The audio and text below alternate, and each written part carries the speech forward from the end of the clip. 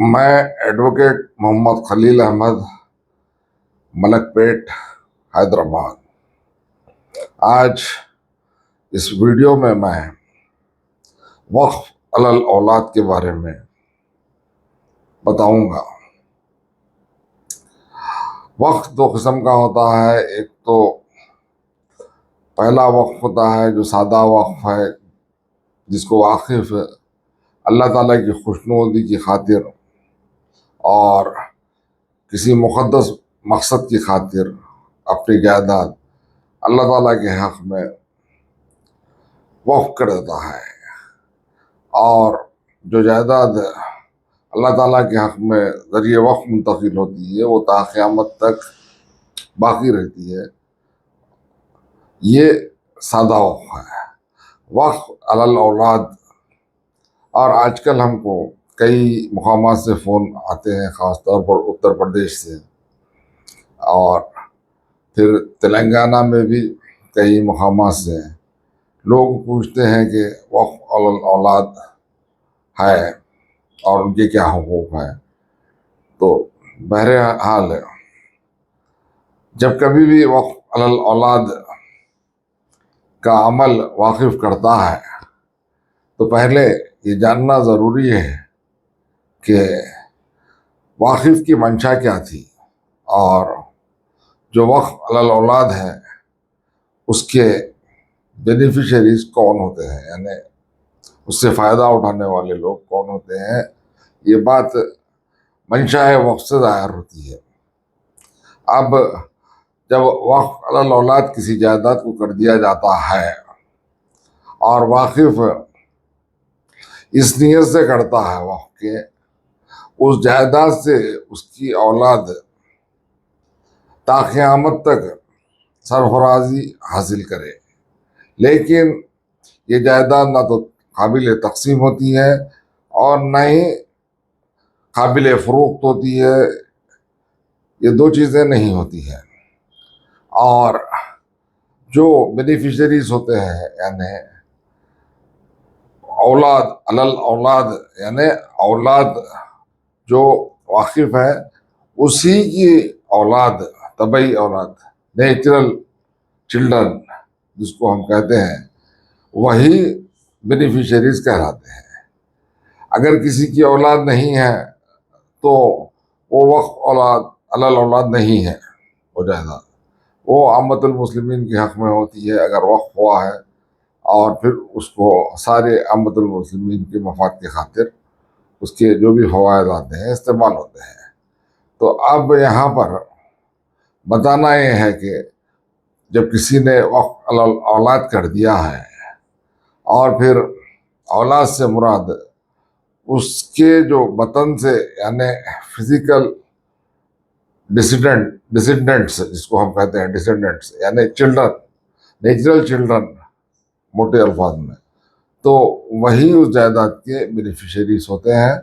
اور جو واقف ہے وہ اپنی منشا وقف میں، وقف نامے میں لکھ دیتا ہے کہ اس جائیداد سے ہونے والی آمدنی جو بھی ہے اس کا تناسب فلانی اولاد کے حق میں اتنے % اور پھر دوسری اولادوں کے حق میں اتنے فیصد دیا جائے، اور پھر جو جملہ آمدنی ہے اس کے لیے اصولی اور اس جائیداد کے مینٹیننس کے لیے ایک مینیجر یعنی متولی بھی مقرر کیا جاتا ہے، اور متولی کو تمام کرایہ جات کو وصول کرنے اور آمدنیوں کو وصول کرنے کا حق حاصل رہتا ہے، اور یہ جائیداد درج وقف ہوتی ہے اور وقف بورڈ میں اس کا ریکارڈ ہوتا ہے، اور اس جائیداد کا صحیح کسٹوڈین وقف بورڈ ہوتا ہے۔ اور یہ جائیداد نہ تو قابل تقسیم ہوتی ہے، نہ یہ جائیداد قابل منتقلی ہوتی ہے، نہ یہ جائیداد قابل فروخت ہوتی ہے۔ صرف اس کے فوائد منشا وقف کے لحاظ سے اسی تناسب سے بینیفیشریز کو ملتے ہیں۔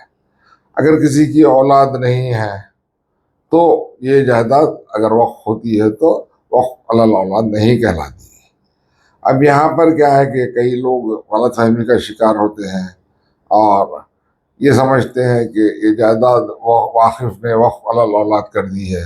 اور اس کی اولادیں نہیں ہیں، اور ہم ان کے بھائی کے بچے ہیں، بہن کے بچے ہیں، یا سالے کے بچے ہیں، یا کوئی اور ہیں، ہم حقدار ہیں، تو یہ غلط ہے۔ کسی کو بھی وقف علی الاولاد سے فائدہ حاصل کرنے کا راستہ اختیار نہیں ہے، اور صرف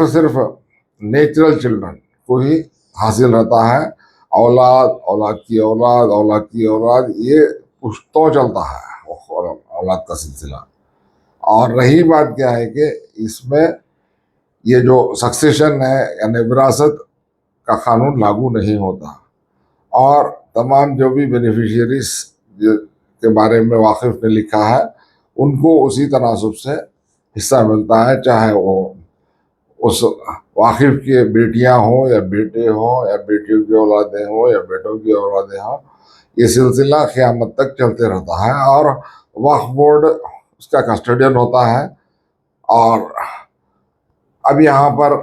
وقف بورڈ کا کیا انٹرسٹ ہوتا ہے وہ بتا دو۔ اگر متولی مقرر ہے یعنی مینیجر ہے، تو ایسی صورت میں واقف کی جو بھی اولاد ہے اس میں سے جو چنے جانے والا مینیجر جس کو متولی کہتے ہیں، اس کو 93% آمدنی تمام لوگوں میں تقسیم کرنے اور خرچے جات کو برداشت کرنے کا اختیار ہے قانونی طور پر، اور 7% رقم وقف بورڈ میں جمع کرنا پڑتا ہے۔ اگر متولی نہیں ہے تو ایسی صورت میں اگر وقف بورڈ اگر کسی کمیٹی کو نامزد کرتا ہے تو تمام اخراجات اور تمام آمدنیوں کو سے ادا کرنے کے بعد جو کچھ بھی بچتا ہے اس کا 93% حصہ 93% وقف بورڈ کو جاتا ہے، اور 7% یہ کمیٹی کو ملتا ہے۔ تو لوگ جو آج کل ذہن بنائے ہوئے ہیں کہ وقف علی الاولاد ہے، ایسی جائیداد فروخت کر دی جا سکتی ہے، یعنی تو تقسیم کر دی جا سکتی ہے، تو ایسا کچھ بھی نہیں کیا جا سکتا، اور یہ جائیداد وقف بورڈ کے تابع رہتی ہے، اور وقف بورڈ سے اس جائیداد پر ہمیشہ اجازت لینا پڑے گا، اور وہ اجازت صرف اس کو ترقی دینے کے لیے یا کرائے پہ دینے کے لیے، بہرحال اس کو باقی رکھا جائے گا اس جائیداد کو۔ تو یہ بات ہے وقف علی الاولاد والی، وقف کی جائیداد کے تعلق سے جو اہم بات ہے وہ ہم نے بتا دی ہے۔ اور اگر کوئی ہم سے ملنے کے خواہش مند ہے تو ہمارا پتہ ہے ملک پیٹ زوٹیوں کے قریب پرانی چرماس کی بلڈنگ میں فرسٹ فلور پر ہمارا آفس واقع ہے، اور ہم سے ملاقات کے لیے شام میں 7 بجے سے رات 10 بجے تک آفس پر اپائنٹمنٹ کے ذریعے ملاقات ہوتی ہے، اور ہم مشورہ فیس لیتے ہیں، اور مشورہ فیس ملاقات سے پہلے گوگل پے سے ادا کر کے اپائنٹمنٹ حاصل کرنا ضروری ہے۔